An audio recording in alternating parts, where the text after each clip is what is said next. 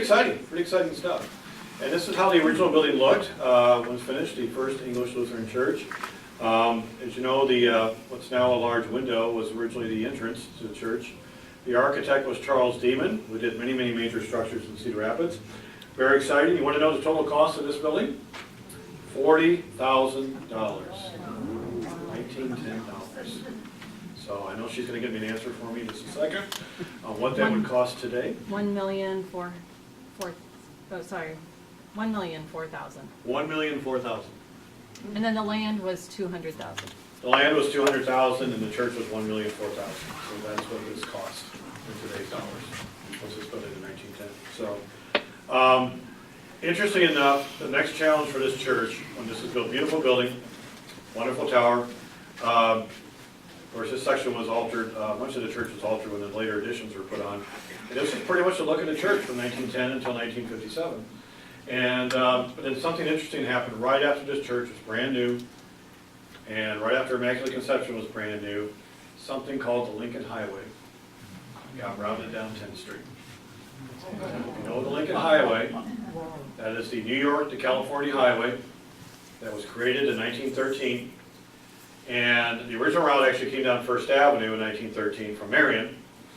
But then by 1919, Cedar Rapids business leaders said, you know what, let's take the route away from Marion, because we're competing with Marion, and we'll move the route all the way up into town from Mount Vernon Road and bring it down Mount Vernon Road. But then we have to bring it into downtown Cedar Rapids from somewhere other than First Avenue. Well, 10th Street looks like a nice connector from Mount Vernon Road to First Avenue they thought originally. But that decision in 1919 changed everything for traffic patterns for First Lutheran. Before this building was 10 years old, all of a sudden you guys are on a major national highway. And that explains why before this building was even 15 years old, guess what showed up across the street? A standard gas station. So until this parking lot was put in, First Lutheran has always shared an intersection with a gas station over there. And all of a sudden what was the nice, quiet, peaceful residential neighborhood suddenly turned into the super highway of its time along 10th Street. And then it got even closer to turnoff. That originally was supposed to turn off at First Avenue. Then they had to replace the First Avenue bridge for like 3 years. So then they moved the highway to 2nd Avenue, where Firestone is, and that's why Firestone is there. And all of a sudden everyone, the big turning point for the highway was 2nd Avenue and 10th Street, half block away from the church. So it wasn't just you, it was also Immaculate Conception, anyone else along 10th Street that had to deal with all this traffic all of a sudden. So, so I think First Lutheran kind of got used to the noise pretty early on. They realized that well, but it brought a lot of business. It brought a lot of business, a lot of high profile. First Lutheran could advertise that they were on Lincoln Highway Route. And think about all the thousands and tens of thousands of people that started to add to the population of Cedar Rapids in the 1920s, 30s, 40s, and 50s. What do you think this church did when all those new families came into Cedar Rapids? They made sure they knew where your church was. At the heart of the city, at the heart of all the action at 3rd Avenue and 10th Street. And it was a marketing ploy that worked really well. It really bumped up your numbers because in turn it ended up being really great and you were at a very high profile location here. Didn't hurt any of the other churches along 3rd Avenue or near 3rd Avenue and 10th Street as well. Time came eventually to expand the church, of course. First of all, here's a really, some of these are from the book on the history of the church. And by the way, I've actually got a copy if any of you want to look at it. I know there's one here of the original dedication services for this building, which was 1911 was when the building was finished. And the history of your church, the 100-year history of your church, which was done in this book here, has some really nice photographs. And one of my favorites is this picture of the 1924 Sunday school. Look at all the kids. I love what they're dressed in. And you get a really nice close view. For me, as an architectural historian, I love the close-up view of the original front door. And you've got the stained glass windows up here to say First English Lutheran Church. And maybe some of you didn't know what happened to those stained glass windows. They didn't survive. They were obviously taken out in 1957 when the church was expanded, but very different appearance for the church. And there's multiple wonderful images of the children, the Sunday schools over the years. Look at the Sanborn map. This is going to blow your mind away. Middle of a residential neighborhood, right? When it's first built. Here's the Sanborn image of the First English Lutheran Church from 1921. See how there's an old brick mansion right next to the church, right over here, right about where the new part of the church is right here. Brick, brick, solid red, solid pink. There's a little bit of wood right here that kind of separates this part of the building. You want to see a picture of the entire block and show you how many houses were here? That's the whole block. This is 1921. Church is the only thing on the block that is not a house. So 3rd Avenue side of the church had 1, 2, 3, 4, 5, 6, 7, 8 houses and 1 apartment building. And the 2nd Avenue side of the block had 1, 2, 3, 4, 5, 6, 7, 8, 9, 10 houses. Double block, this is a double block. Of all these houses, only 1 survives today.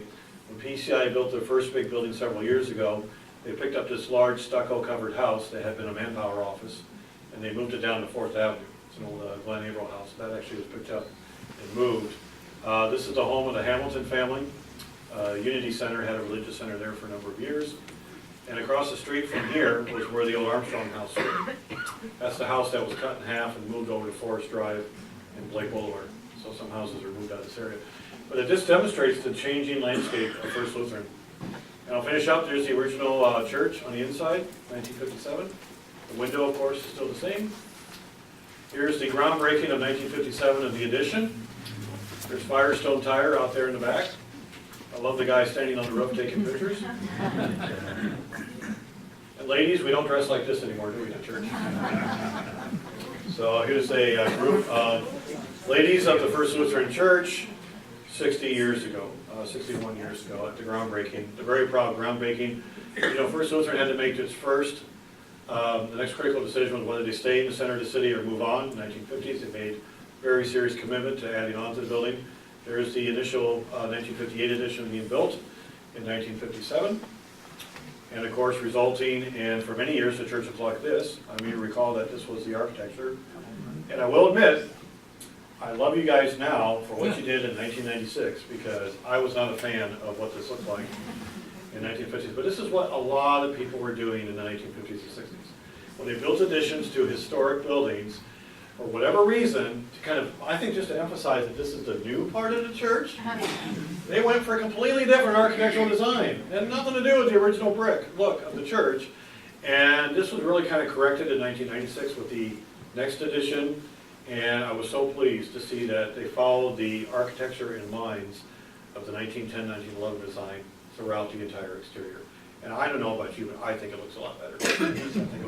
Although at the same time, I love the fact that just the entrance here has some of this old stone material.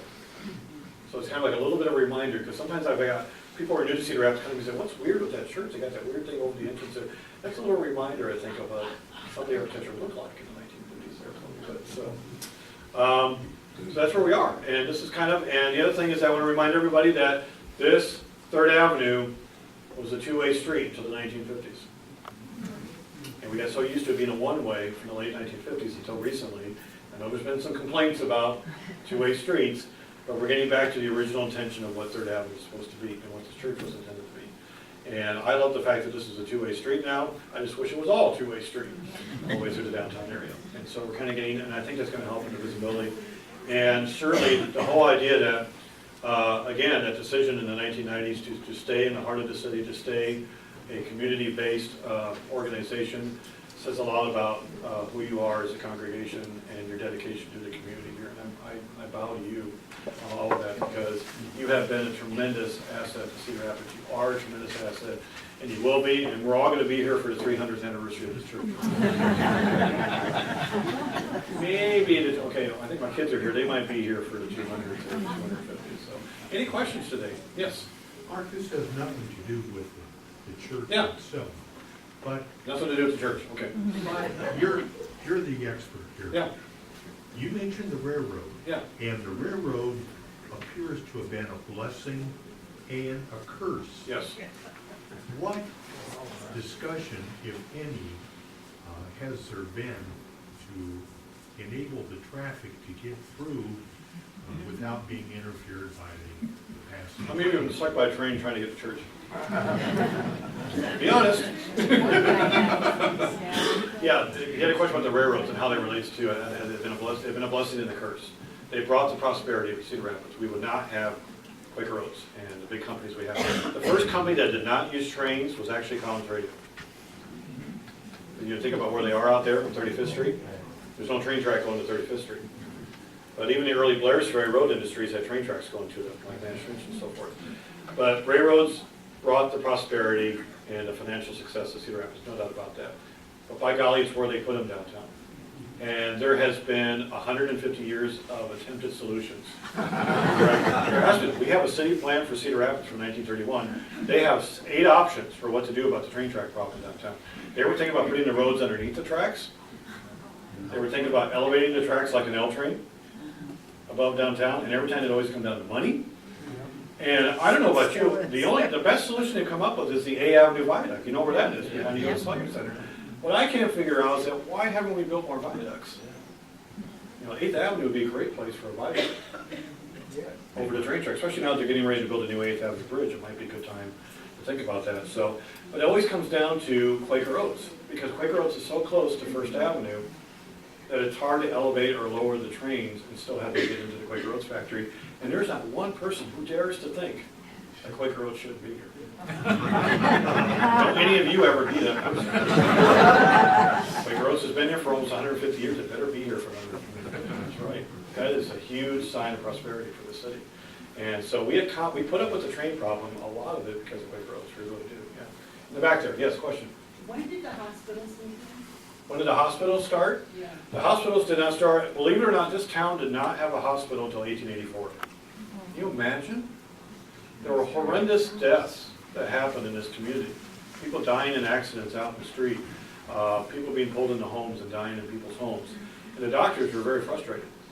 Of all the things that Cedar Rapids developed, the churches, the schools, the colleges, the businesses, the retail, the railroad development, and so forth, the one community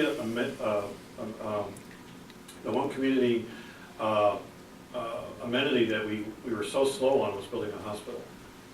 And it took a few, and George Green wanted a hospital, the guy who George Green's Court is named after. He actually donated land on A Avenue, where St. Luke's is now, right by Coe College. Because the reason why Coe College and St. Luke's are on A Avenue, they're all tied in with George Green. But the city still would not fund the rest of it. So it wasn't until after he died that the Episcopal Church actually started the first hospital. Grace Episcopal Church started St. Luke's Episcopal Hospital. And then they couldn't financially keep it going by the 1920s, and they handed it over to the Methodist Church, and it became St. Luke's Methodist. And then the Catholic community, hospitals are like colleges in the United States. Any community's historic hospital started out as a strictly religious institution. So in this case, we had, like a lot of towns like Cedar Rapids, we had the Protestant and the Catholic hospitals. And we kind of still have that, don't we? We still have 2 hospitals. Mercy didn't start till 1900. And they started down here on 3rd Avenue in a little brick house where the phone company is now, right by the old church. So St. Luke's 1884, Mercy in 1800. So another non-church related question. Any other questions? Yeah, what did this addition cost in 19? Oh, what did the addition cost? That's a good question. I have that number right here for you. Who wants to know what the addition cost? Remember, the original building cost $40,000. So, what's the guess on the addition cost? 1957. 40,000 in 1910. Well, at least a few more zeros. There's no doubt about that. 200,000.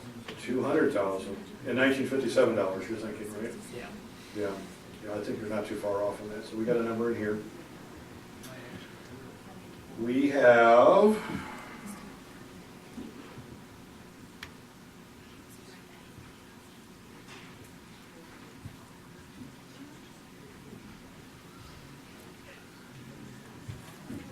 all right. Let's see. Well, just getting a parsonage on Blake Boulevard was $50,000 in 1956. Oh my gosh, hang on, guys.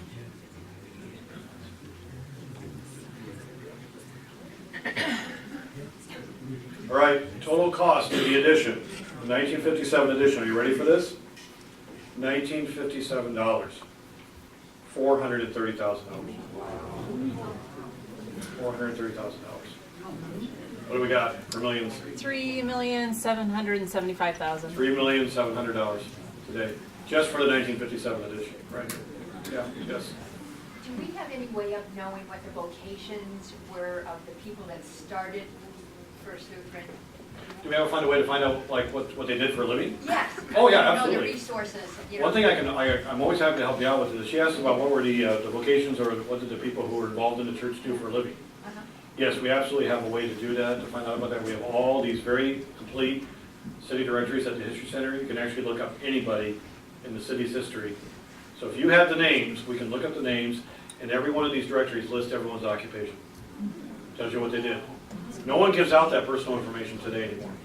It's actually, future historians are going to have a harder time figuring out what people were doing in 2018 than they did in 1918. Because that personal information is not available to everybody. So I think that would be an interesting fact to put out before the anniversary. I know we're helping to put a book together and so forth. You might be kind of curious to know what were people doing to earn money to help contribute to the building up of the church over the years. That's a great question, yeah. You might have said this last week, I wasn't here. Yeah. Did the word first in our name, The word first in your name? yeah, where did that come from? Just when you were the First Lutheran Church in the area. So that was So it very wasn't about commonly being given. the first English one, it was about just being the first. You were also the first, not only were you the first English Lutheran church, you were the first Lutheran church, period, in Cedar Rapids. So, and I think, you notice that first listing in 1868 just said Evangelical Lutheran. They didn't really start applying the first name more seriously until another Lutheran church tried to start up. Oh, wait a minute, we're first. Oh, the Presbyterians were the worst. Did you know that for a while? We had Second Presbyterian, Third Presbyterian, and Fourth Presbyterian. That's true. And they all went with, Second became Westminster, Third became, I think, either Jan Hus or Sinclair, I think, and that's what they became later on. They all had formal names later on. But it was very, they wanted to be sure, no, you're the third, you're the fourth, you're not the first one. So, why would you go to the fourth one, you go to the first one, It's like that. So no, it was a real, identity was incredibly important for this church. People can start other Lutheran churches, but boy, golly, don't step in our first status. Don't do that. What confusion, our bank in Ohio became Fifth Third Bank. Fifth Third Bank, yeah, I see that one in Chicago. And like, holy cow. The funny thing related to that is the school system in Cedar Rapids. Did you know that the Bohemian population is the one that created the names of our schools? Our schools used to be called ward schools. So you went to the first ward school in Cedar Rapids, the second ward school, the third ward school. And all these checks came to town in the south end. We already had a third ward school at 7th Street and 5th Street and 7th Avenue. And we had to build a second school in the 3rd Ward, and they didn't want to call it the second, 3rd Ward school. That's when they came up with the idea, well, we've already got 5 schools. Let's start with the oldest one. That'll be Washington. The second one will be Adams. The third one will be Madison. And then, third will be Jefferson, then Madison, Monroe. And that's how we got the president name started. Question right there, yeah. A friend of ours who's in the room asked this one time, why didn't Catholic churches do first Catholic, second Catholic? The diocese runs, why don't the Catholics do first Catholic, second Catholic? No, that's in the long history of the diocese and the Catholic faith. I've never seen a Catholic church called First Catholic anywhere in America. No, it's always some saint or some patron name. Yeah, I know. St. Joseph's was kind of the original name actually for Immaculate Conception. It was the St. Joseph's Church and the St. Joseph's Academy, which evolved into Mount Mercy University here in Cedar Rapids. Any questions? Great questions. Any questions? Yes. I have a question Yeah. on those fire diagrams that you had. Yeah, the fire ramps. Is that something that a person can go down to the History Center Yep. and look those up? We're going to go down to the History Center. These are enormous books. They're about the size of the screen, or half the size of the screen. They're enormous books. We have all the original books at the History Center. I use them so much, and people like to look at them like you're asking so much. Not only can people come to our archives and library and look at them and use them, but we're going to make sure that they're available for people to use all the time when we move over here to the old Turner Funeral Home. There's been a library up there. So we have editions from 1868, 1889, we have 1905, we have 1921, 1930, and we have one from 1960 that shows what the town looks like in 1960. Were those the ones that were down at the public library? They used to be at the public library. Yes. Okay, good, they were saved. They were saved. The public library used to have these books, and they were cleaning house when the library moved down to the river, on First Street in the 1980s. And these were acquired from the library through the help of an earlier historian in Cedar Rapids, Harold Ewald, when we started a historical committee. And these could have been thrown away, or they could have gone to the flood. So, I was afraid. thank goodness they were not lost. These are the ones that you're thinking about that were at the library. So, Are you kidding? We were always saving the library's trash. Now Mark, he's over in the dumpster at the library. He's first in line at the library book sale at the Veterans Building. Yeah, more city directories, yeah. Okay, so. But that is how we built up a lot of our collection at the History Center, is that, and which is why we encourage all of you that if you have historic books, photographs, color slides, those are the stuff we want, because that's the collected history of our community. And don't throw them away. Call us before you think about it. Let us make the decision to throw something away. We'll do that for you. Okay. Mark, That's what can we I do. add to that Yes. as we're writing the book? Yes, you're writing the about book, yeah. First Lutheran? If you find any books or documents, we Yep. had people bring us things just this morning, and Yep. it's goosebump inducing what people have found. Yep. If you're cleaning out cabinets or coming across pictures, please, please, please reach out to me or my brother Jake Stikers Yep, as they are absolutely. collecting things. So Yeah, thank because you. you might have photographs related to the church in your family, and it could be photograph not only of people that are important to see, but it could be a picture of part of the interior and exterior of the church that we haven't seen yet, or something like that. So very important, so absolutely, because that's a great project that we're working on. I'm so excited about the new book. Any other questions? I'll keep you. Oh, good, great questions. Yeah. I just want to know, when did we drop English? When did we drop English? I think during the World Wars. I think that's when ethnicity got a little tricky. And did you notice how, I know for sure it is when the German churches dropped the German out of their name. Kind of had to. Trinity wasn't going to be called German anymore. They said, well, World War I's here. Trinity sounds like a better name than German Lutheran right now. So. And across the board, everyone was trying, because we're getting more into second and third generation of immigrants here. And the feeling was that, we're not just English speaking only. We will certainly include anyone from any background. And that's something that I think has obviously been an improvement in our society, and more inclusivity of our population. So, World War 100 years ago, when we started to see that drop off. Everybody dropped off those Is names. the name still officially First English?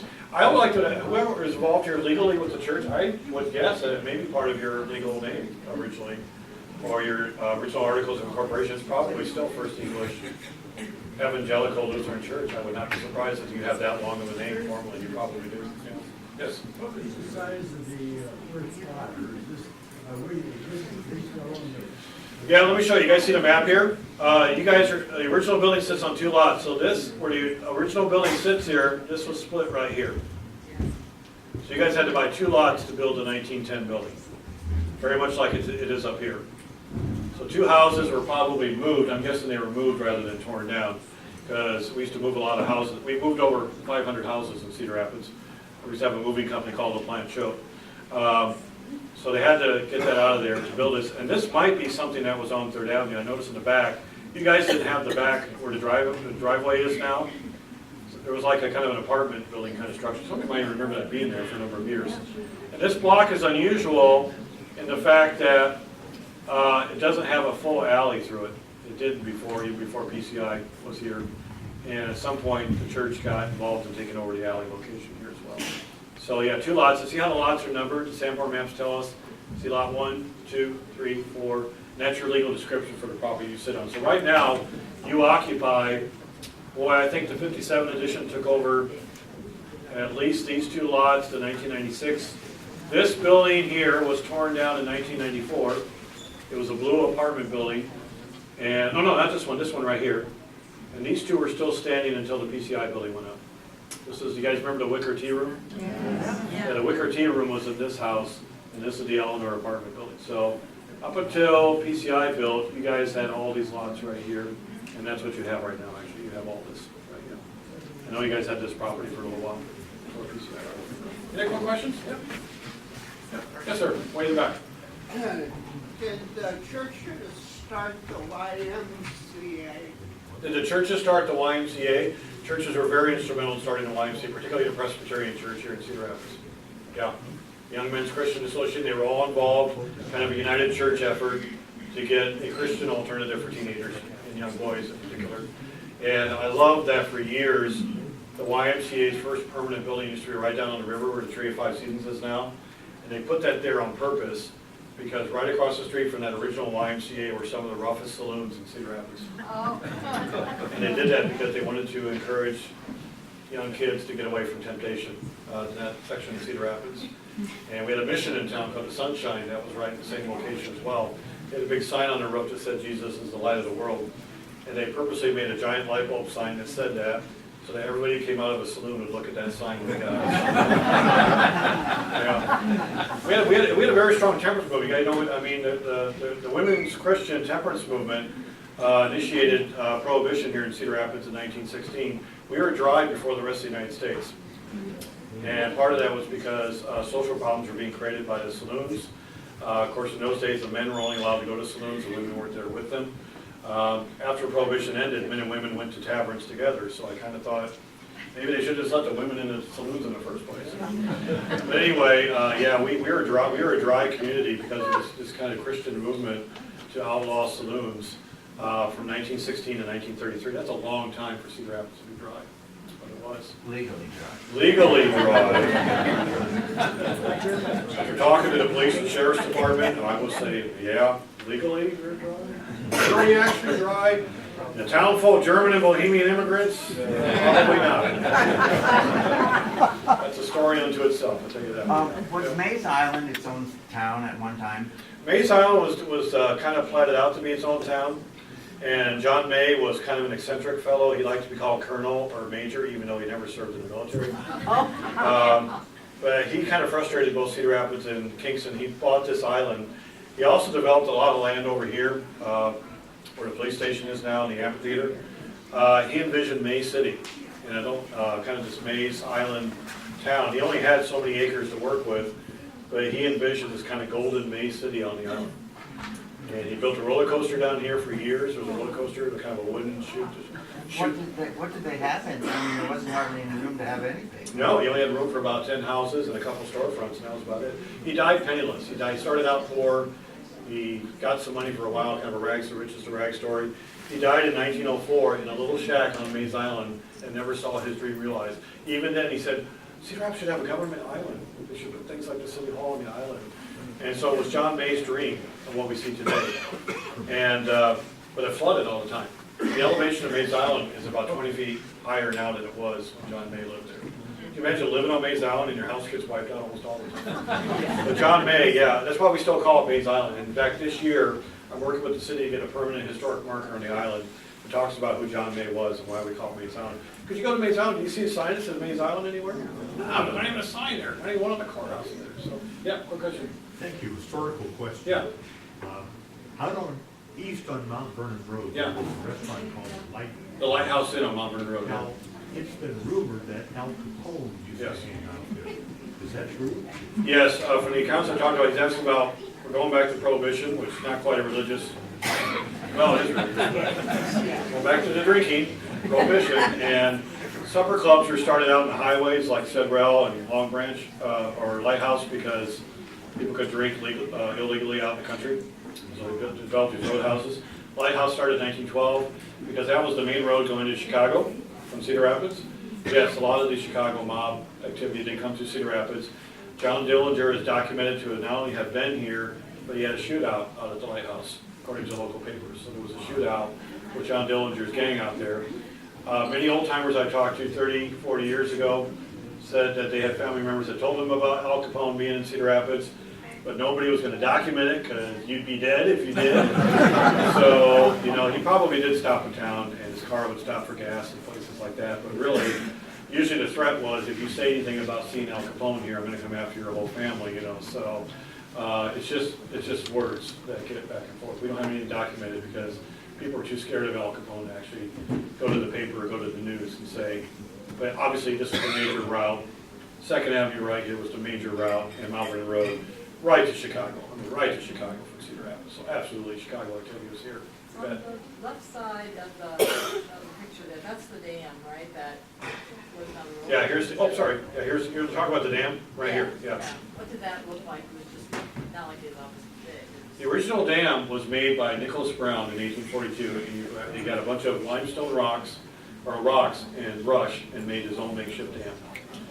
In 1870, he was still here.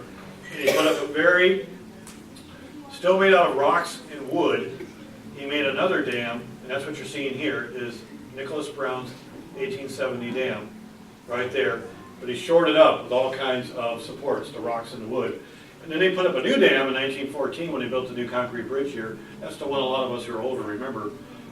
When they built Interstate 380 through here in 1977, and after they finished the interstate right here, the interstate sits here, the old dam was a little bit farther to the north, then they tore down the old dam. They found at the bottom of the 1914 dam, they found the original pieces of wood and stone from Nicholas Brown's 1870 dam. Still there. 75% of the 1870 base of the dam was still functional in 1977. Still functional. It was really, really amazing to think about it. So yeah, that's where it was. And there's always a natural rapids in the river, and that's why we call this town Cedar Rapids. There's a rapids here. This is where the early mills were, the Anchor mills, the Cooper mills, the Brown mills, the earliest industry for Cedar Rapids, right down here where the Tree of Five Seasons is now. Yes? I was the engineer on the urban renewal when the dam was removed. Yeah. And doing some research, Nick Brown was tangling with the city council. Yeah. He said we called them a bunch of nincompoops. So this gentleman worked with the urban renewal, getting the old dam dismantled, and you came across a historic document of Nicholas Brown.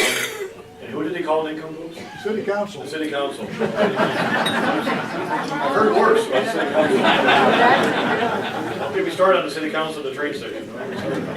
My goodness, yeah, so that kind of storytelling is just fun about it, yeah, because Nicholas Brown, I always like to talk about him more than any other historic figure in Cedar Rapids. Everyone knows about George Green. They've all heard about George Green. And Green Square Park, big house on the hill in Mount Mercy. But Nicholas Brown was kind of the strong, silent guy who had quite an interesting attitude. He was a burly guy with a beard that went down in the middle of the river and built the dam, and he built the mill, and he got all this really hard work done in Cedar Rapids. And he was such a great business partner with George Green. Between the team of Green and Brown, they built virtually everything we needed to build a major city in Cedar Rapids. And they both died within months of each other in 1880, and they're buried right next to each other. Their families are buried next to each other in Oak Hill Cemetery. It's indicative of their friendship and their business partnership. Those two men alone brought every famous name to Cedar Rapids that you can think of. Those two men brought the Beavers, the Higleys, the Elys, the Weirs, the Daniels, the Sinclairs, the Douglases, all those names you hear about, the Van Vectons, all became because of Green and Brown. They all came here because of Green and Brown. So thanks for mentioning Nick Brown. Well, I better not say the joke about the dam in church. Well, we wanted to call that park where the Tree of Five Seasons is. You probably know what I'm thinking of. All right, yes, sir. Okay, very good. I'll stick around for more questions, and we know we need to end formally, right? Absolutely. Yeah. What a great way to start out 150th. Absolutely. For a corner. Yeah.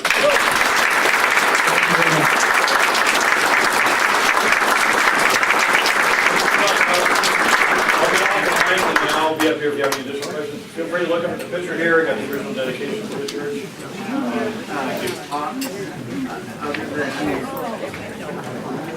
Thank you.